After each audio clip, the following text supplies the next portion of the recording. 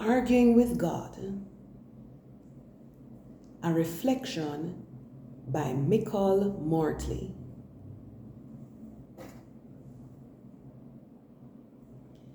There are only two kinds of people in the end.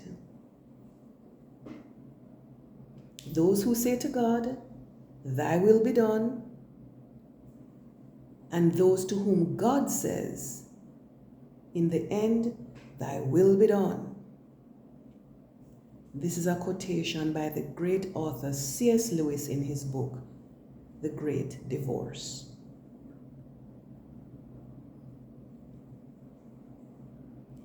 Can you disagree with God? We talk about, "Father God, have your will." But when we pray with an expectancy that God is going to do what we want him to do, which leads to an internal argument as to whether or not God's will is accurate in that moment. I'm not talking about hindsight, where you've been through something and you've seen how God allows the pieces to come together. What I'm talking about is in the moment where I do not agree with this particular circumstance and God's involvement or lack thereof. C.S. Lewis said in Mere Christianity that there is a difficulty about disagreeing with God. He's the source from which all your reasoning power comes. You will not be right and he wrong any more than a stream can rise higher than its own source. When you're arguing against him, you are arguing against the very power that makes you able to argue at all.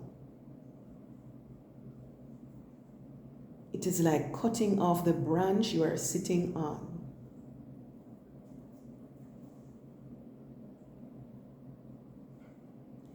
It sounds counterproductive to disagree with God.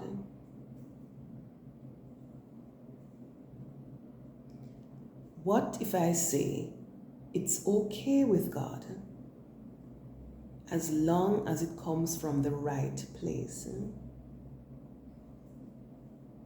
It's possible to argue and remain friends.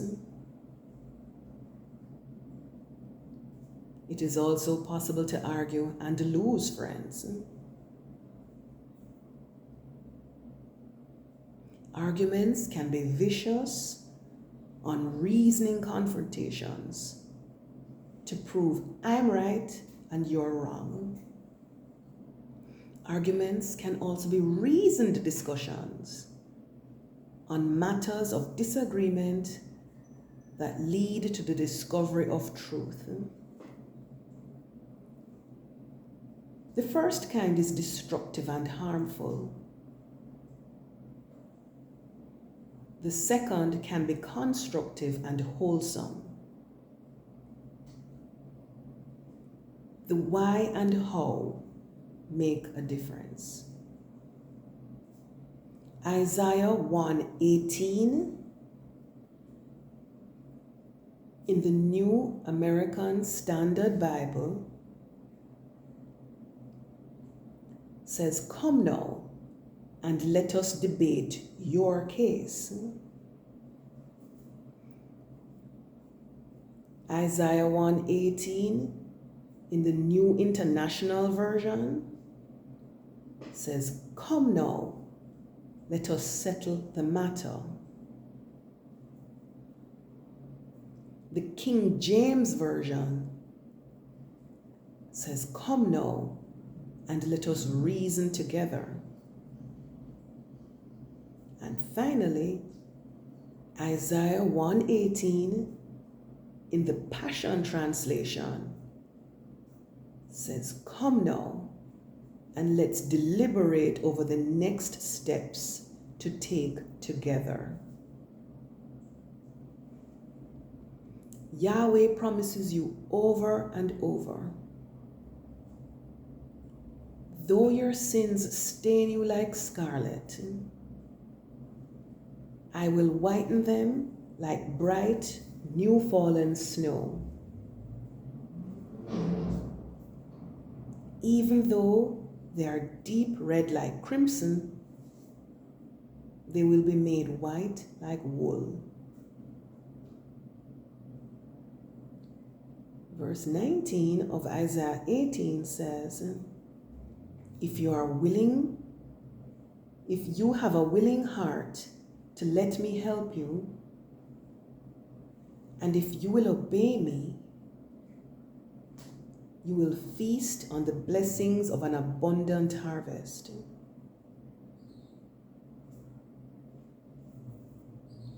Isaiah 18 verse 20, but if you are stubborn and refuse to obey, the sword will eat you instead. The mouth of Yahweh has spoken. I want us to understand that God is not afraid of confrontation or afraid of our emotions. It is okay to say to God, why won't you intervene? Can't you see me struggling? It's okay to say to God, why did you take my wife, husband, child, parent, or friend away from me? It's okay to say to God, why can't I seem to catch a break? As everywhere me turn, Maka juke me. God wants us to ask questions that flow from deep emotions of anger, fear, despair, shame, and disorientation. These emotions are not to be ignored, buried, or deflected, because that is when we end up in problems. These questions are to be asked with honesty and courage, and are directed at the God who cares, hears, and understands. What gets repeated gets remembered.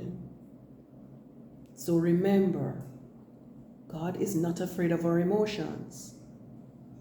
God is not afraid to be confronted. 2 Timothy 1 verse 7 in the Passion Translation says, "For God will never give you the spirit of fear, but the Holy Spirit who gives you mighty power, love, and self-control." The King James Version says a sound mind. A sound mind comes from a place of understanding. Understanding comes from mental recollection and ability. But self-control comes from the heart. Medical research shows that the heart and the mind not only connect, but they are interdependent.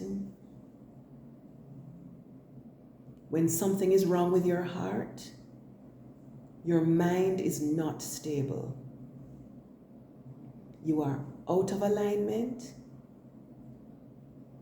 You are out of balance. Mark chapter 7, verses 21 to 23 in the New Passion Translation says, evil originates from inside a person. Coming out of a human heart are evil schemes, sexual immorality, theft, murder, adultery, greed, wickedness, treachery, debauchery, jealousy, slander, arrogance, and recklessness. All these corrupt things emerge from within and constantly defile a person. So problems arise when we dwell on the desires of our sinful heart, harden it towards God and the things of God, and then argue with Him from that place. The man who would argue, I'm right and you, God, are wrong, has displaced God from his heart and has substituted an idol in the place God rightfully claims.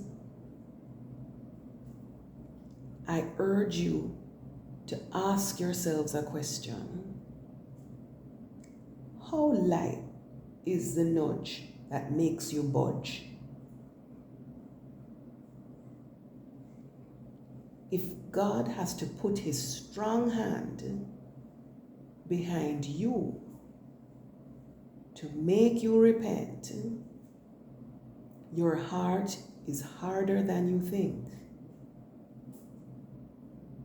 Purification of your heart is about how light is the tough that you get when you say to God, I'm right, here ready to work it out, ready to reason it out, ready to hear your point of view.